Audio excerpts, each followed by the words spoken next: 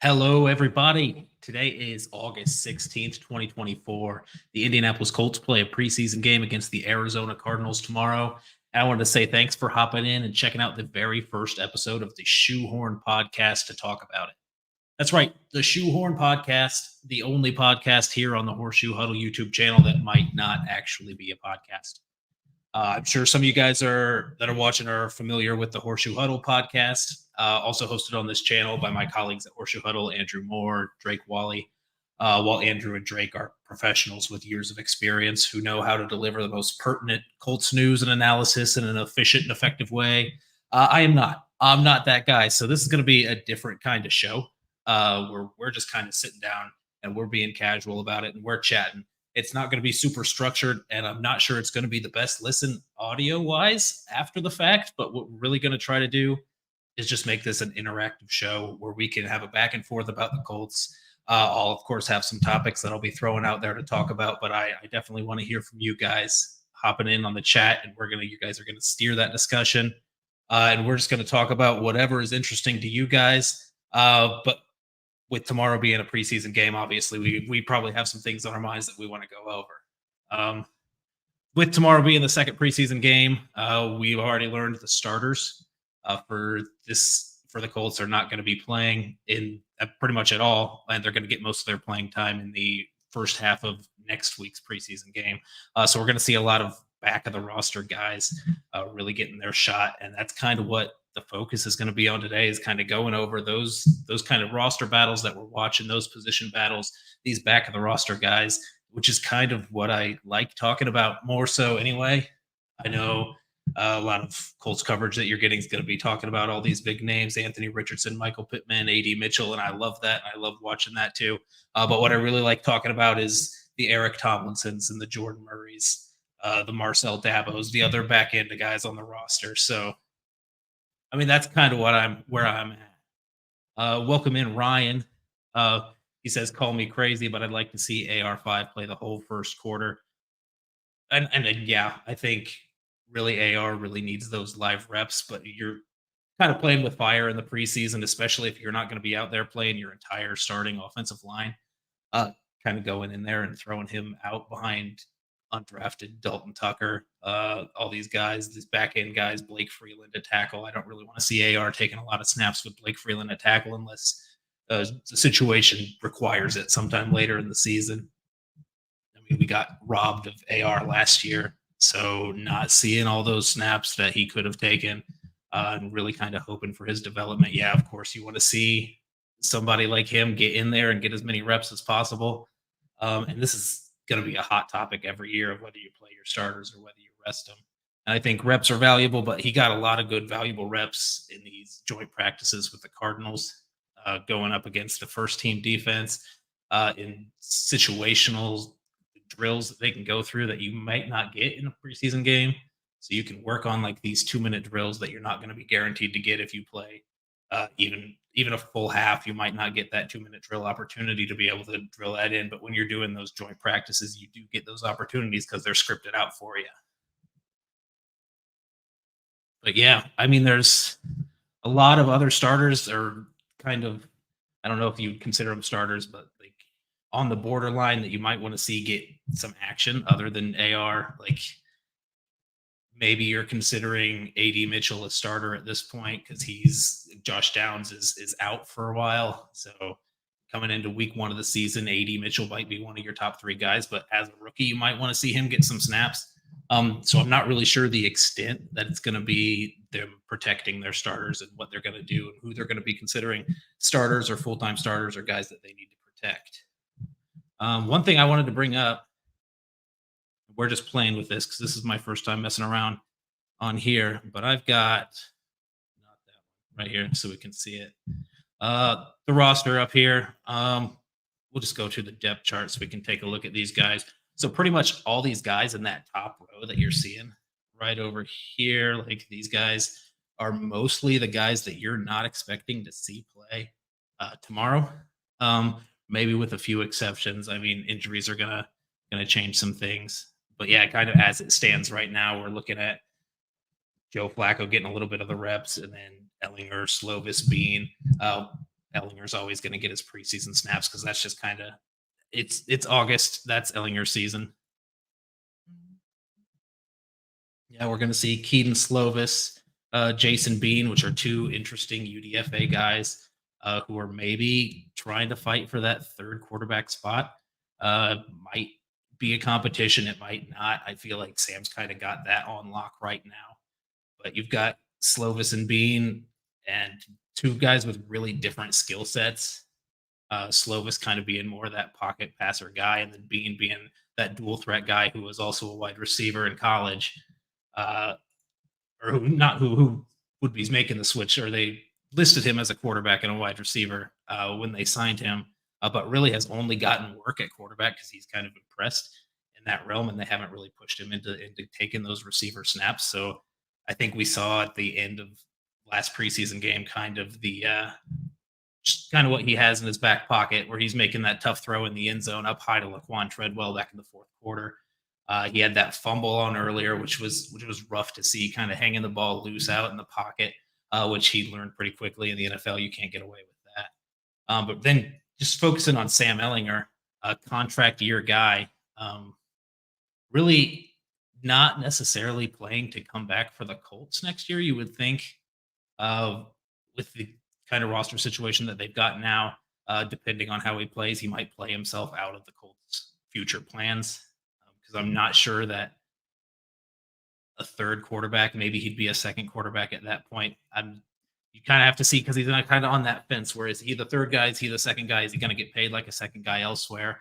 Are they going to want to pay him that much? To this point, they haven't trusted him to be the second guy, bringing in multiple people to be a second guy, even with AR and had Gardner Minshew come in and be that second guy. And I don't think he's making that push to be a second guy anytime soon, but maybe for another team, he could be that guy. Then you move on to running back, which is a difficult situation because you've got some injuries here. Trey Sermon out with the hamstring, I believe it was, that you're not sure when he's coming back, and you're not going to push it at this point. JT's obviously not going to play as a starter. Then you've got two guys that are kind of in a similar skill set here that are kind of pushing for that RB3, RB4, who's going to be who, in Tyler Goodson and Evan Hull.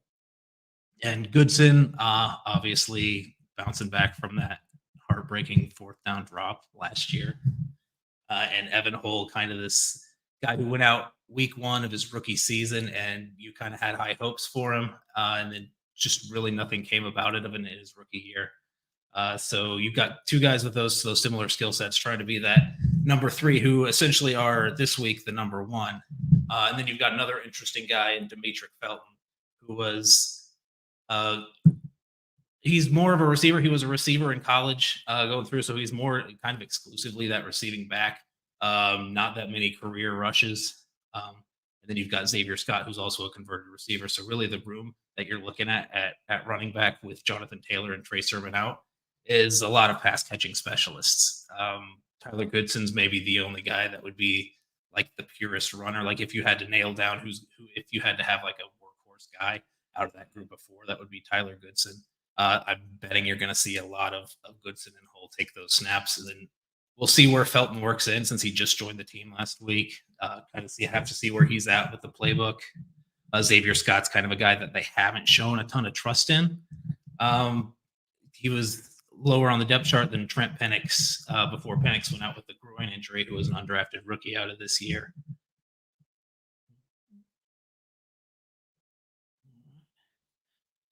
What kind of roster battles are you looking at, guys? There's I know offense is kind of the sexy way to take a look at it. The big name I think you're looking at is Jelani Woods right here. Who is he tight end 4? Is he tight end 5? I think it's hard to say when he's battling up with Will Mallory for that spot. He's kind of a guy who's shown kind of in 2022 in his rookie year, where he was out for so much time, that he has those flashes in the back pocket that he can come through with. But that was without Shane Steichen on the roster. So Shane Steichen hasn't really seen that. So he's really had to come out and prove himself this camp. And by all accounts, he has been largely unimpressive. not necessarily bad or a liability anywhere by any means, but just not sticking out like you would want him to in that room. So it's pretty clear cut that the first three, I think, inarguably would be Mo Alley Cox, Kylan Granson, and Drew Ogletree. I feel like when it comes down to roster mechanics, keeping it fifth tight end is difficult. So then you're really looking at for tight end four, you're only going with these two guys, um, Eric Tomlinson, Jordan Murray, the guys that have been around on the practice squad in the past. Eric Tomlinson's kind of that more inline blocking tight end. Jordan Murray would be that H tight end, the H back, who can move around, get a little more active in the passing game. So depending on who you're keeping there, maybe one of those guys comes back on the practice squad because I'm not sure you're going to sneak Jelani Woods or Will Mallory in on the practice squad just with the draft capital that you spent on them so recently. I feel like somebody around the league would have their eyes on them. Anthony Gould's a guy to watch with Josh Downs out of the count. And AD Mitchell, if he's playing, is going to be playing probably outside. Unless they're trying to work him in just to prepare him for that slot role. So that could be a good key thing when you're watching tomorrow. If you're watching AD Mitchell, try to see where he lines up. If they're lining him up at slot more often with the beginning of the game, then you're kind of seeing that they're kind of grooming him, getting him more reps in that slot role to take over for Josh Downs if he needs to in those first couple of weeks while Downs is battling that injury. But if he's playing outside, maybe they see him more long term as that outside guy, and they're not worried so much about the short term being in the slot with him. Either way, I think you're going to see plenty of Anthony Gould in the slot making plays. As a kick returner, he had the big kick return last week. Laquan Treadwell made a play last week in the end zone, like I mentioned earlier. That pass from Jason Bean. DJ Montgomery is a guy who might be pushing. I don't know. He's that wide receiver 6 spot. Are you keeping 6 or are you keeping 5? I think it comes down to Ashton Doolin and DJ Montgomery there because you've kind of got your 5 locked up here with Alec Pierce, Michael Pittman, Josh Downs on the roster, AD Mitchell on the roster, Anthony Gould, those 2 rookies. And then you're wondering if is there a 6th spot? If Ashton Doolin's healthy and ready to go, you kind of assume that he's that guy. Just because of the special teams prowess that he's had in the past, and they just kind of want to keep a guy like that on the roster. But DJ Montgomery, it would be a hard cut at this point, I believe, just how much they've trusted him. He's really the only one out of this group out of this group of the backup wide receivers who's been getting reps with the first team offense in training camp. The day that I was out there with Jake watching, he definitely got quite a bit of work in that I wasn't expecting him to get. But I mean, he shows up and he makes plays, and he's that veteran. Has a great relationship with Reggie Wayne. So that would be a difficult cut for the Colts if it came down to it.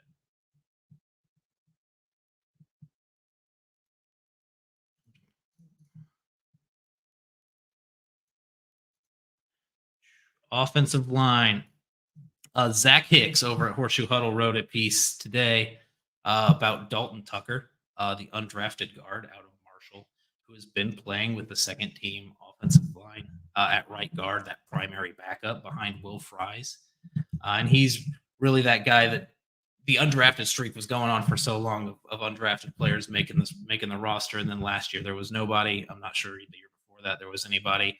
If you're looking at the list of what, five or so undrafted, I think 5 undrafted free agents from this year who are still on the roster. Dalton Tucker, I would say, would be the guy who's really pushing the most for that spot to make it on that 53, because you had that injury to Wesley French on the interior. Then you've got Pinter and Bordolini really been splitting reps there at center. I think both can also play guard. We've seen Pinter take some snaps at guard in the regular season, which wasn't the greatest. Didn't have a great performance. So I think if you're not really keeping both of these guys, so you'd only be keeping one. So if you're looking for these guys, again, that's that top 5 that we've all know that's been entrenched as the starters. Matt Gonsalves, drafted as a 3rd-round rookie this year, is obviously going to be there. Then you're kind of looking. Colts like to keep 10 offensive linemen, so I mean you've got quite a few spots to work with here.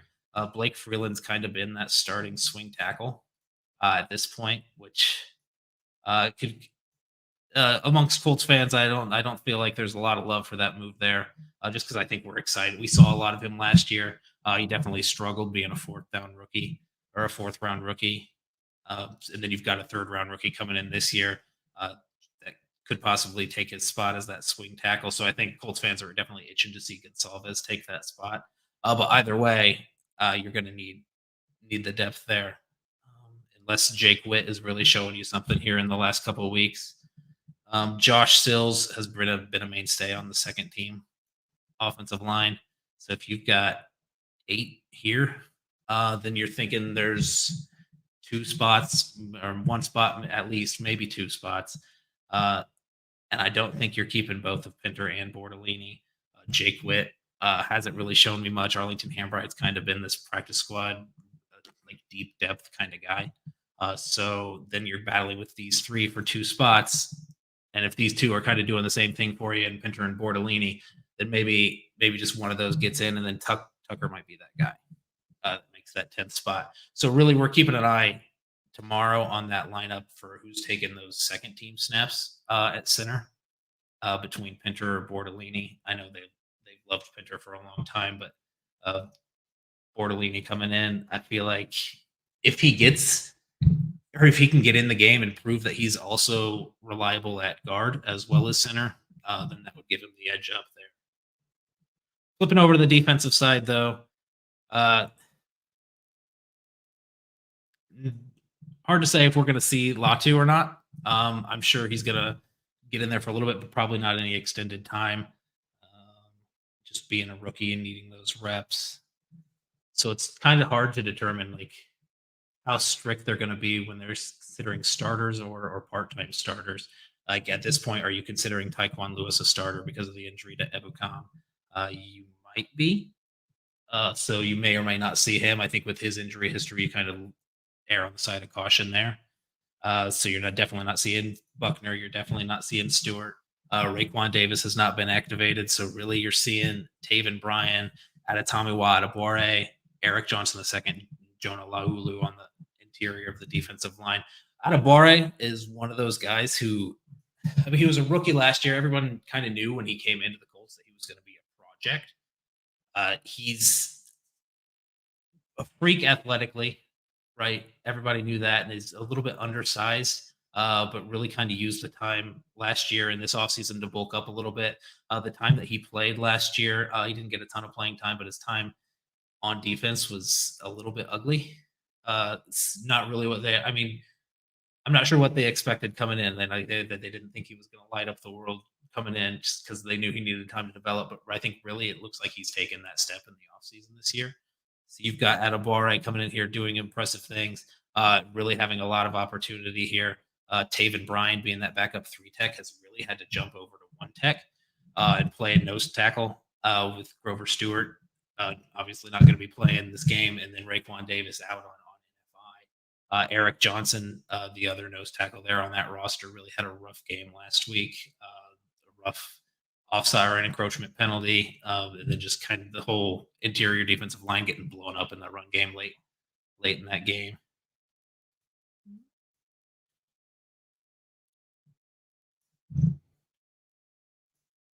CFOs popping in. I'm not sure what I'm allowed to show on this channel, to be honest. I'm not going to read it out loud. I'll just pop it on screen for you, Patrick. I'm not 100% clear on the rules. This is my first show by myself. I'm sure if Andrew or Drake were here right now, they'd tell me do or don't. But my show right now, so we're popping it back on the screen for you. Good to see you in here, Patrick.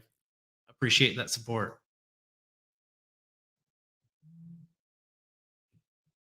Other spots that we are looking at. Linebacker has been interesting. I know we've got a few Grant Stewart guys that watch the channel here. So you're going to see him.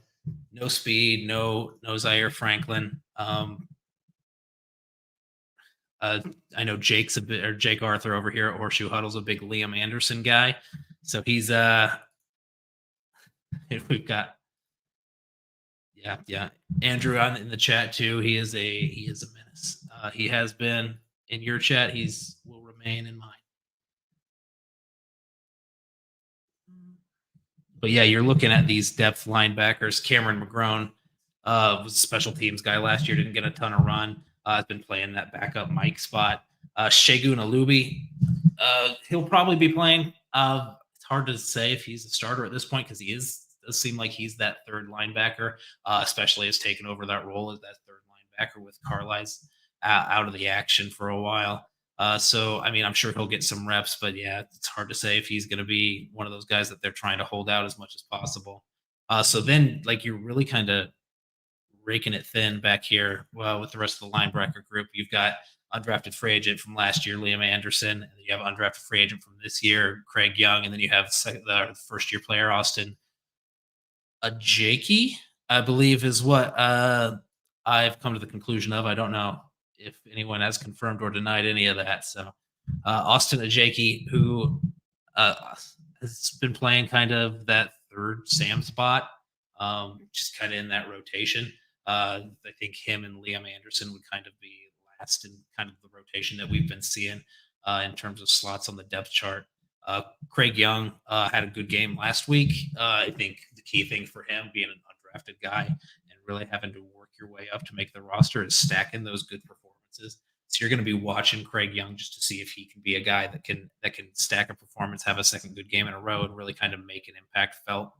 It's hard to tell what the roster mechanics are going to look like at linebacker this year with the new kickoff rules. If you want to carry more bodies, more linebacker type bodies, just kind of those athletics, like solid tacklers, defensive minded kind of guys that can still get down there in a hurry. I mean, maybe you're carrying more of those than you would in years past. But I mean, 5 or 6 is, I still think, the max that you're looking at there. And so they're kind of on the outside looking in, these 3 guys here down there on the bottom row.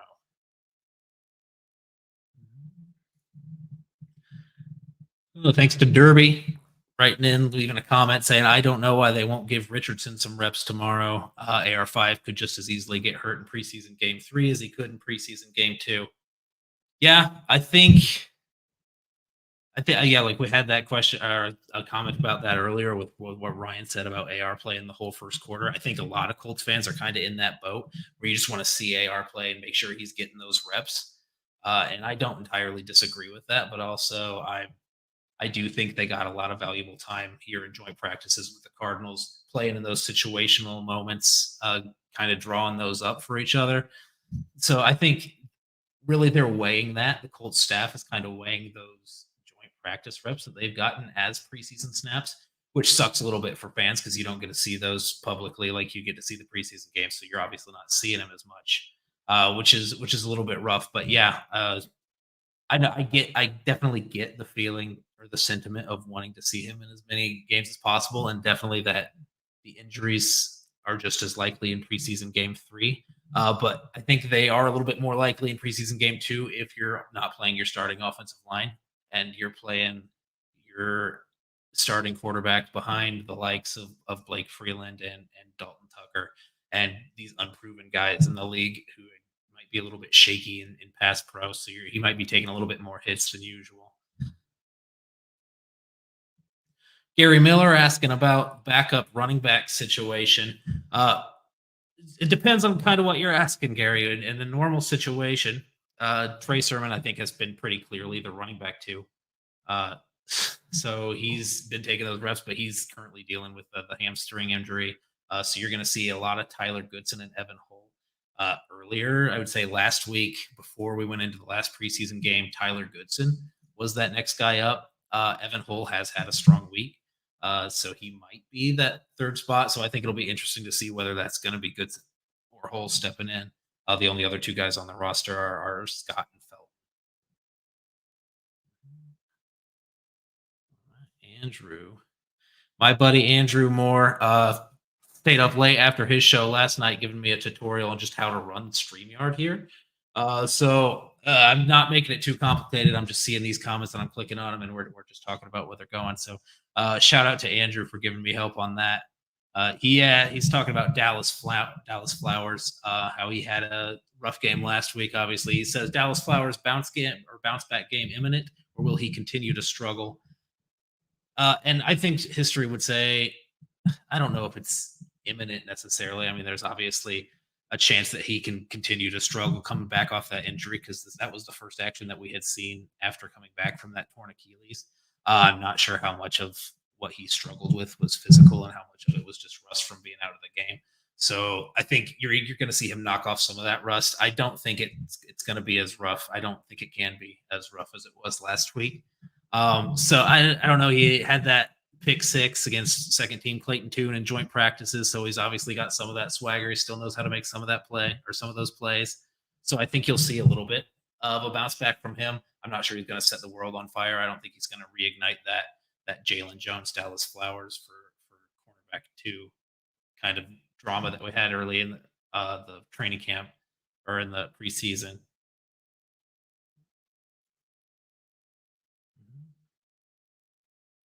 Gosh, yeah, Patrick saying the only people that deserve to be pissed is anyone who buys a ticket to go in person.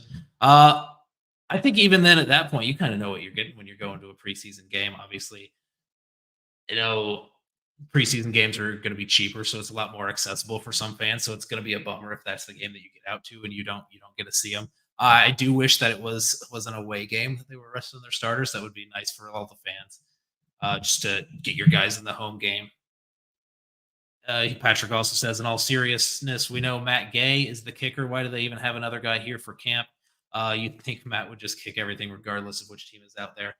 And I think this has just been kind of a thing that's always gone on throughout the Colts. I think most teams bring in this camp leg guy. You know he's going to be the kicker, but also I don't think Matt Gay needs to be kicking as many times as where's he at? He's over here on my depth chart. As Spencer Schrader has been. Just taking away some of those reps because Matt Gay, his 7th year in the league, 8th year in the league. He's got it down. He doesn't need to be taking all the reps that they need to be doing. So if you're throwing Schrader out there in some situations that are late game field goal or whatever, just to see if you have a guy, the Colts have had history with guys like that in the past. Brandon McManus, a former camp leg for the Colts, went on to have a career with the Broncos. Cody Parkey, former camp leg for the Colts with the Eagles and the Bears, infamously. But he did. But they've had guys like that come in every year.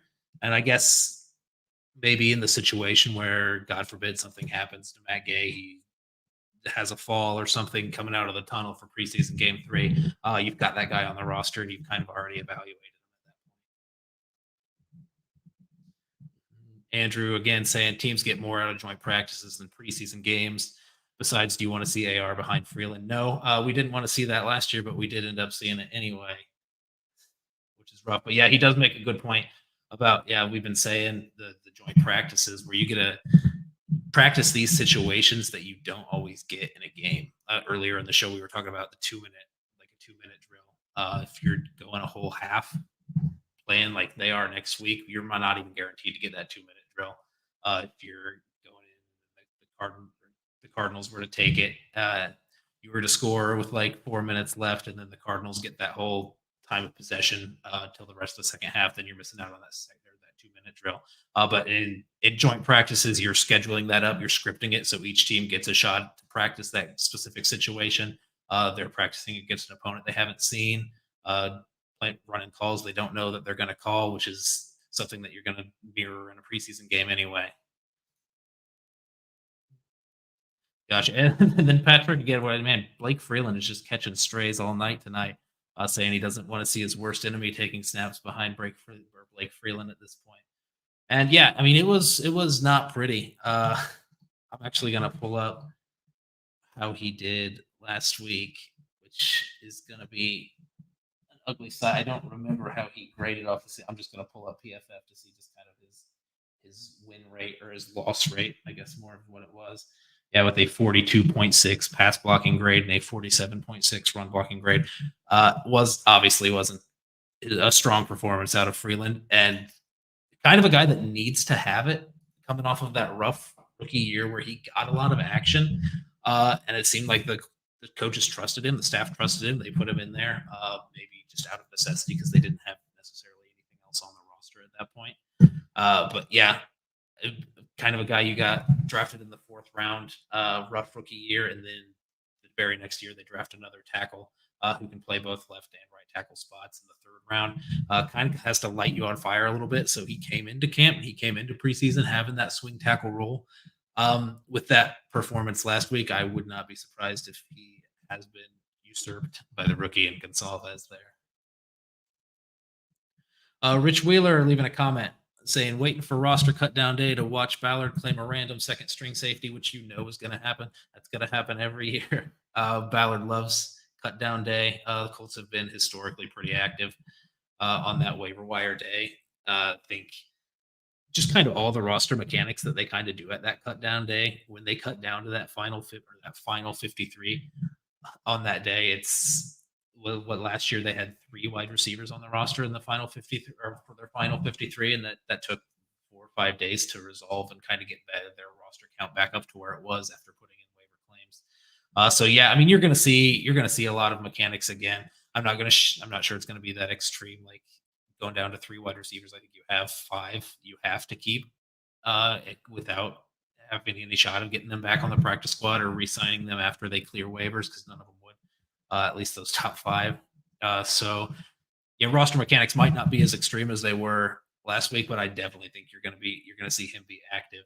In terms of safety, though, yeah, I think Drake Wally over at Horseshoe Huddle put out a piece earlier this week about Jalen Mills, safety, who was released earlier, so he's not going to be on the waiver wire. But I think he would be kind of, if you're looking for a safety signing at this point, it is kind of rough to admit that, but I think that is sort of the level that you're looking at. I don't think it was ever going to be Justin Simmons. I think we all had high hopes. Like going into free agency, at the start of free agency, we kind of thought maybe that would be the guy. As time went on, they kind of doubled down, they tripled down on how they felt about their young safeties. And I feel like it was just from that point on going to get less and less likely that they were going to make a big splash guy to kind of upset that. I think this is going to be an unpopular opinion, but when we're talking about rooms that the Colts have had uncertainty at and kind of betting on young guys, the famous Ballard quote, "We like our guys." You've got what 2 years ago was the wide receiver room where they said, "We like our guys." We played it out. They played it out. They realized they shouldn't have liked their guys as much as they like their guys, so they hard corrected there. And now they've got Alec Pierce, they've got Josh Towns, they've got A.D. Mitchell. They've reinvested in that position after what they had in mind didn't pan out. But last year it was the offensive line where you had Bernard Ryman and you had Will Fries and you had those guys, and we kind of were up in the air. I think we all had high hopes for Ryman. I think nobody really expected Will Fries to have the year that he had. But they believed in their guys at offensive line last year, and that turned out to be the right move, because you kind of go into this season with those starting 5 being entrenched, and you're like not even considering looking for upgrades at any of those spots, because you're satisfied with where you're at. And it's one of the best lines in the league at this point. So going in this year with your guys at safety, let me just say I'm relieved that it's safety that they're making this risk on, or they're taking this risk on their young guys with, because when you compare just like positional value of the receiver room or the offensive line room against the safeties, I think you feel a lot better about kind of taking a risk at a spot that's not going to have as big of an impact in the game. I think we're all kind of a little bit shell shocked remembering the first play of the Colts Texans Week 18 game, just that deep post down the middle, and you're just kind of like, well, we need that last line of defense. We need to shore that up, because the same exact guys that we have on the roster now are the guys that gave up that play. But yeah, I mean, you've still got, let me pull up the roster one more time just to show the safety group right now.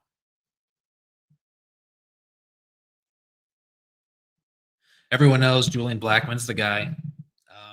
Then you've got Nick Cross, Rodney Thomas, and then you're looking at Rodney Thomas's 3rd year in the league. He was a 7th rounder out of Yale.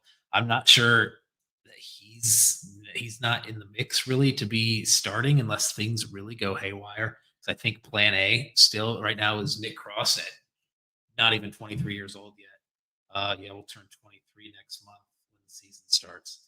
So you're looking at a young guy and you're banking on his improvement, which people are going to roll their eyes at because it's been 2 years and we haven't seen it yet. I think there's some truth to that, but I think you can also afford to hold out hope for a guy like that, a guy that you invested what was a 2nd round pick in, trading up to get into the 3rd. He was 20 years old when he got drafted, and I believe I heard, Andrew and Drake talking about this, how they were talking to their scouts, and the Colts, their Ballard was talking to the scouts and projecting, like, if Cross stayed in college for one more year, and he were to come out the next year, would he be worth a second round pick? And the consensus of the room was, yeah, that he would be worth a second round pick. So in their mind, when they drafted him, they had the idea that he had some room. He definitely had room to develop. I'm not sure we've seen it develop as fast as we would have liked. But I mean, all the physical skills are there. He's a great athlete, and you're kind of, I get the hesitance to move on from that investment when you've got such a young player with all this athletic upside that you've invested in, and you have the opportunity for him to start. Bringing in kind of a replacement level safety might make you feel a little better or sleep better at night, but I think the high end that you're reaching for is going to be a little bit lower there.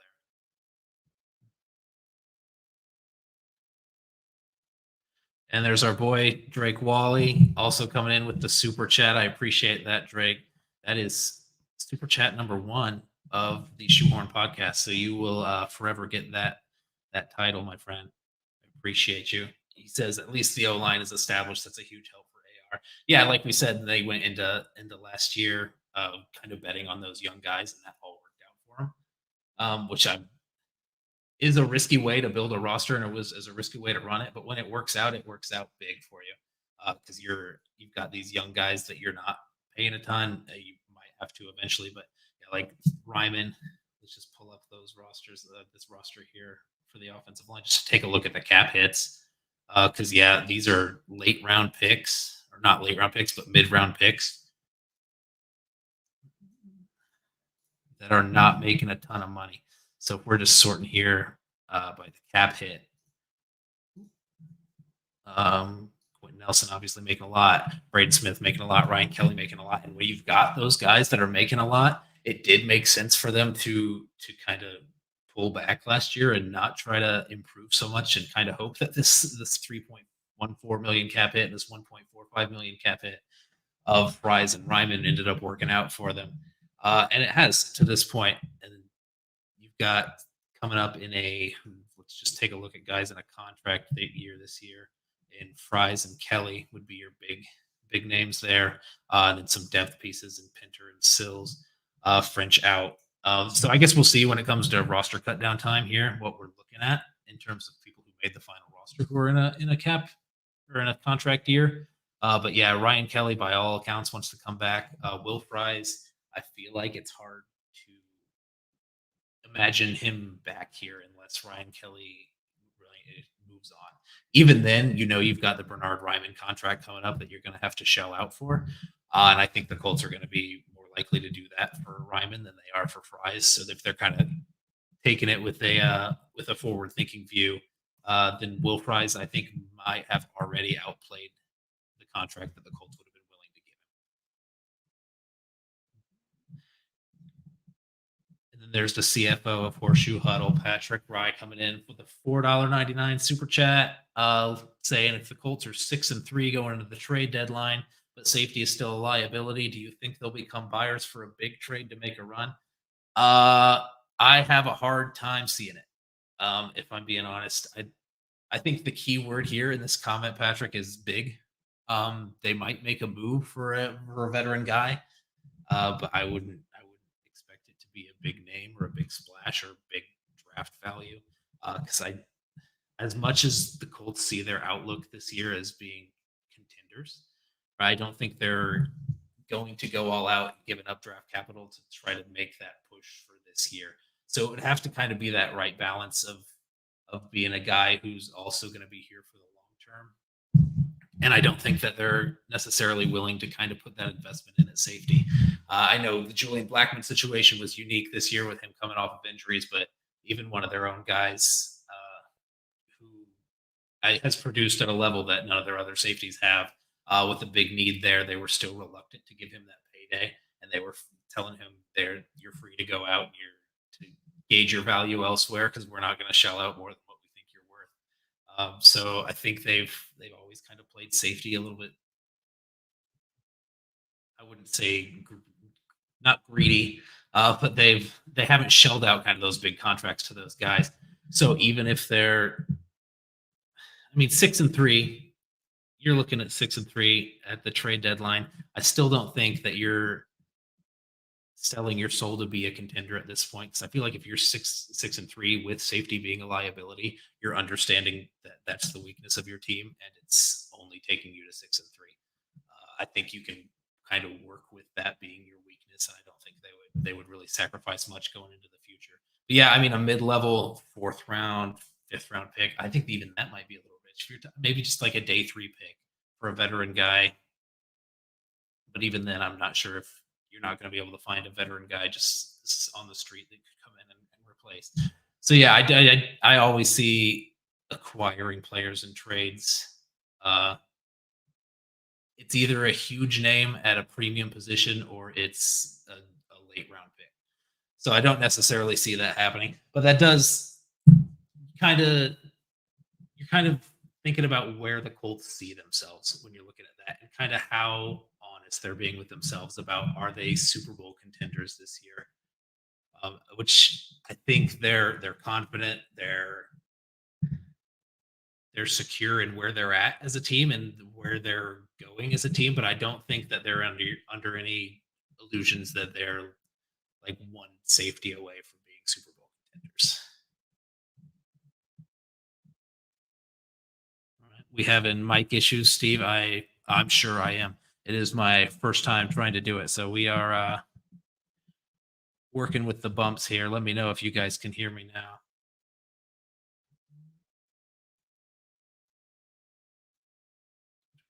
And while we do that, I'll just pull up the rest of the roster. We're taking a look at just kind of other guys that are up for contracts this year.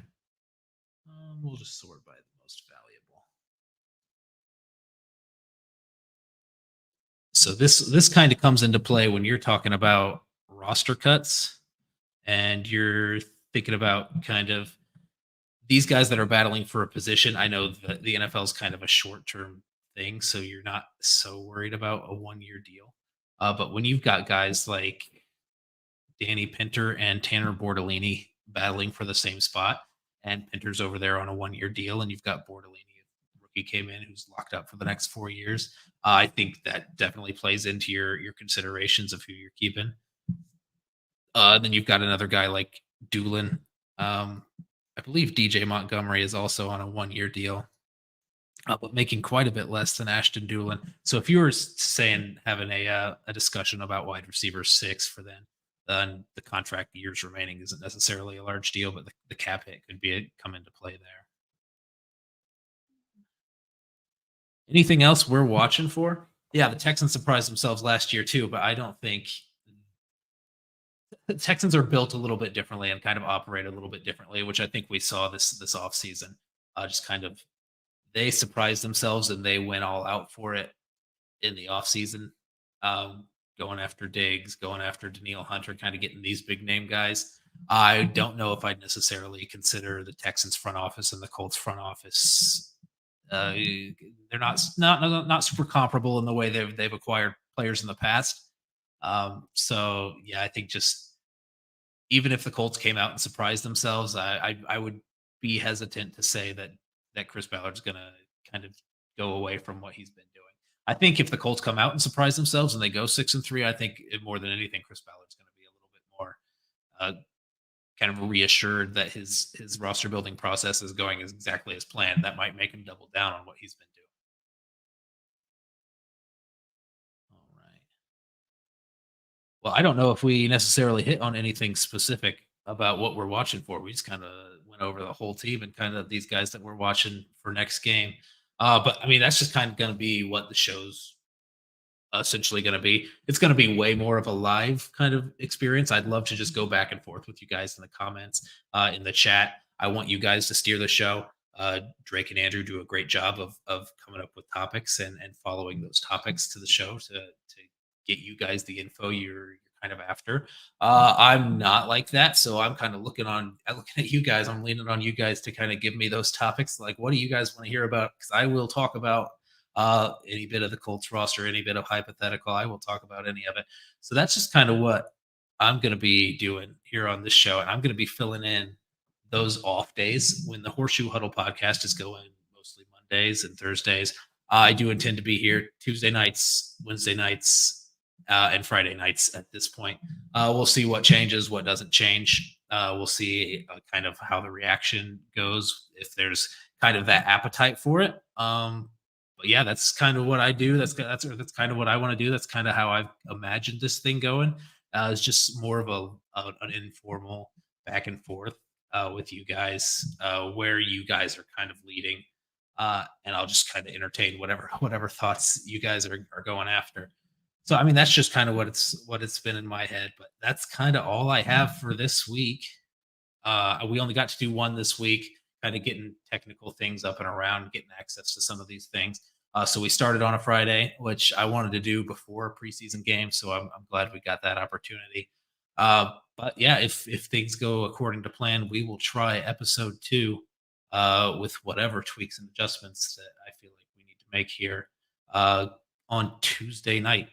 So the next thing you'll see will be Drake and Andrew doing the Horseshoe Huddle podcast on Monday night. So tune into that, and then I will be when they're when they are the professors giving you all this information. Think of me as the substitute teacher who comes in, and I'll put on a movie for you guys. So that's kind of where we're at. But I appreciate you guys all hopping in. We will be back on Tuesday. So thank you guys.